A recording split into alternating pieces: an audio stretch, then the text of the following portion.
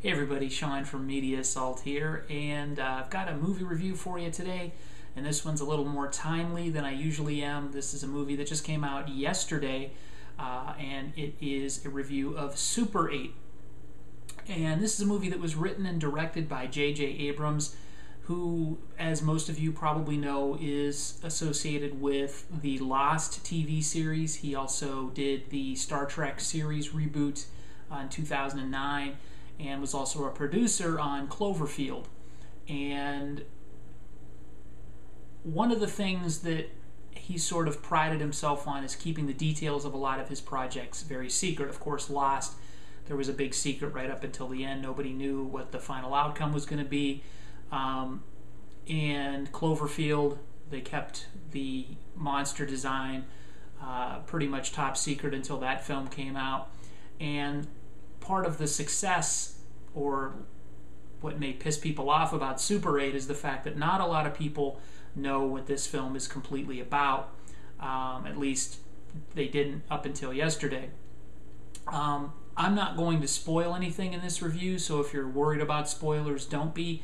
I will tell you a little bit about the plot, but I won't tell you anything more than I knew going in to see it today. And one of the things that I did want to comment on is the fact that Steven Spielberg's name is associated with this film, and he's a producer. He didn't direct it. I have a funny feeling that a lot of people are hearing Steven Spielberg and hearing the name Steven Spielberg and not being so familiar with J.J. Abrams that they think this is a Spielberg film. I'm only saying that based upon what I saw when I went to the theater today. There were a lot of older people in the theater. And when I say older, I'm talking like 60 years old.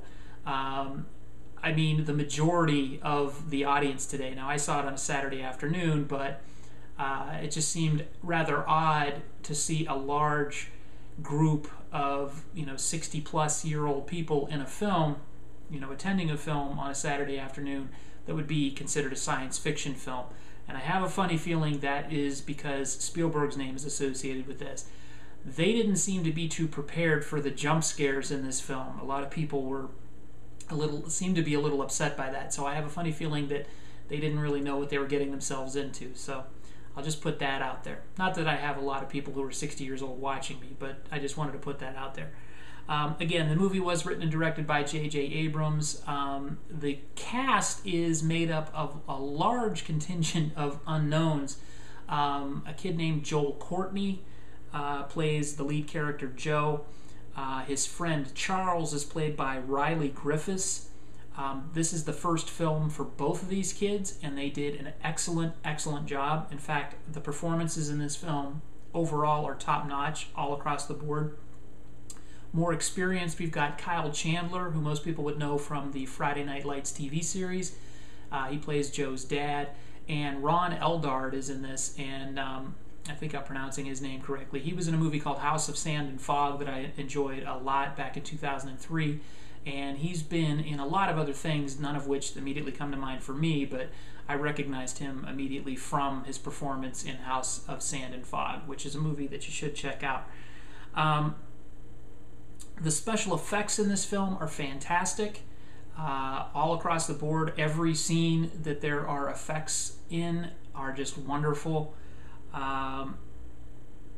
And as far as the plot goes, basically it's about a group of kids who are working on a movie which is being directed by this kid named Charles, who, like I said, is played by Riley Griffiths.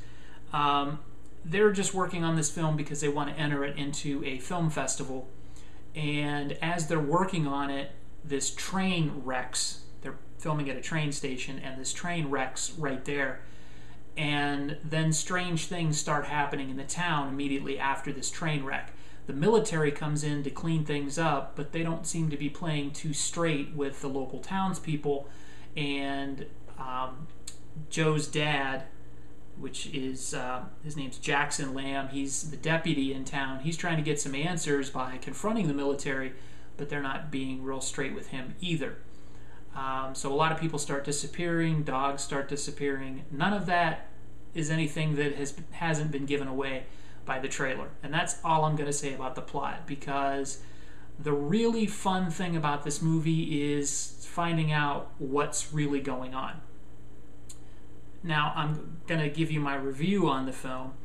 The film is very Spielbergian, and again, referring back to the fact that he's listed as a producer on this film, people still may walk away from this thinking that Spielberg directed it. It has come to my attention that J.J. Abrams did this film as an homage to Spielberg, films like The Goonies and Close Encounters and E.T., and the film is very similar in parts to those films. There are almost, I don't want to say recreations of scenes from those films, but that's what it feels like. Some of the scenes in this feel awfully derivative, awfully familiar, but in the context of what this is supposed to be, it's supposed to be a Spielberg type film with a group of kids trying to solve a mystery.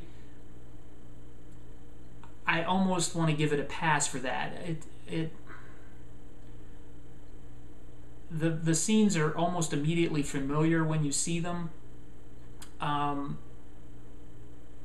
but somehow it adds a comfort level to the film. I don't really know how to explain that any other way, but when I walked out of the film, the first thought that I had in my head was, it's the type of movie that they don't seem to make anymore when it involves kids. These kids are relatively intelligent.